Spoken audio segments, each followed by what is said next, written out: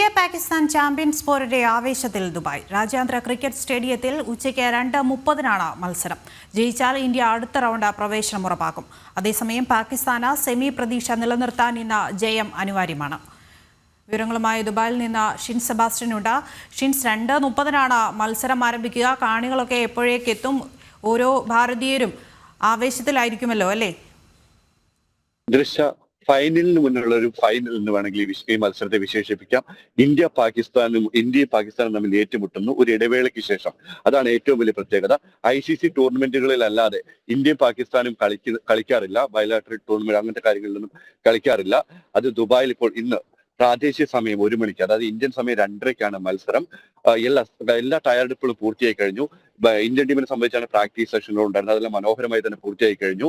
ബംഗ്ലാദേശിനെ തോൽപ്പിച്ചതിന്റെ അവരുടെ ആധികാരികമായ വിജയം നേടിയതിന്റെ ആത്മവിശ്വാസത്തിലാണ് ഇന്ത്യ ഇറങ്ങുന്നത്. പാകിസ്ഥാനെ സംബന്ധിച്ച് പാകിസ്ഥാനാണെങ്കിൽ ന്യൂസിലാൻഡിനോടേറ്റ 60 റൺസിന്റെ തോൽവി, അതിന്റെ നിരാശയിലാണ്. ഇത് പാകിസ്ഥാൻ ഇന്ന് ടൂർണമെന്റ് നിലനിൽക്കണമെങ്കിൽ തന്നെ, സെമി കാണണമെങ്കിൽ തന്നെ ഇന്ന് ഇന്ത്യക്കെതിരെ വിജയം നേടണം. പക്ഷെ ഇന്ത്യയെ സംബന്ധിച്ച് ഇന്ന് പാകിസ്ഥാനെ തോൽക്കുകയാണെങ്കിലും അടുത്ത കളി ന്യൂസിലാൻഡിനെ തോൽപ്പിച്ചാൽ സെമി സാധ്യതകളുണ്ട്. അതുകൊണ്ട് തന്നെ രണ്ടു കൂട്ടർക്കും ഇനി അവസാന കളിയിലേക്ക് വെക്കാതെ ഇന്ത്യക്ക് സെമി കയറാനായിരിക്കും ഇന്ത്യ ശ്രമിക്കുക. അതേപോലെ തന്നെ ടൂർണമെന്റ് നിലനിൽപ്പിനായുള്ള പോരാട്ടത്തിൽ പാകിസ്ഥാൻ അതിനുവേണ്ടി ശ്രമിക്കും. അതുകൊണ്ട് തന്നെ ശക്തമായ ഒരു മത്സരമാണ് പ്രതീക്ഷിക്കുന്നത്. ഇതിൽ ഏറ്റവും പ്രത്യേകിച്ച് കാണികൾക്കാണ് ആവേശം. കളിക്കളത്തിൽ ആവേശത്തെക്കാൾ കുറെ ഗാലറിയിലായിരിക്കും ആവേശം ഉയരുക. വെച്ചാൽ എന്തുകൊണ്ടെന്നാൽ ഇന്ത്യൻ ആരാധകരും പാകിസ്ഥാൻ ആരാധകരും ഉള്ളൊരു സ്ഥലമാണ്. അതായത് പ്രവാസികൾ, പാകിസ്ഥാനിൽ നിന്നുള്ള പ്രവാസികളും ഇന്ത്യയിൽ നിന്നുള്ള പ്രവാസികളും വളരെയധികം താമസിക്കുന്ന ഒരു രാജ്യമാണ് UAE.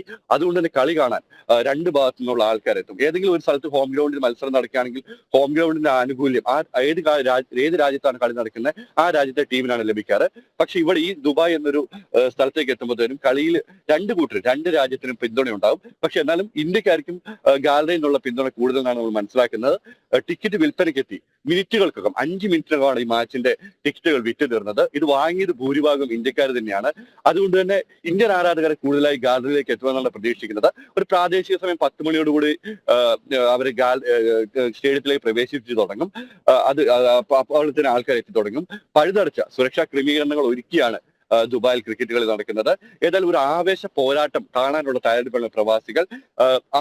ആദ്യഘട്ടത്തിൽ ടിക്കറ്റ് വിൽപ്പന 125 ദിർഹം, അതായത് ഏകദേശം 3000 ഇന്ത്യൻ രൂപയാണ് ടിക്കറ്റ് വിൽപ്പന ആരംഭിച്ചിരുന്നത്. അത് പിന്നെ ഒരു 500 ദിർഹം, അതായത് ഇന്ത്യൻ രൂപ ഒരു 15,000 എത്തുന്ന ഒരു കാഴ്ച കണ്ടു. ഇപ്പോൾ കരിഞ്ചന്തയിൽ 25,000 ദിർഹത്തിന് മേലെയാണ്. അതായത് വെറും 3000 രൂപയുള്ള ടിക്കറ്റ് ഇപ്പൊ 25,000 രൂപയ്ക്ക് മേലേക്ക് കയറിയിട്ടുണ്ട്. അത് ഈ കളി കാണാനുള്ള കാണികളുടെ ആവേശത്തെയാണ് സൂചിപ്പിക്കുന്നത്.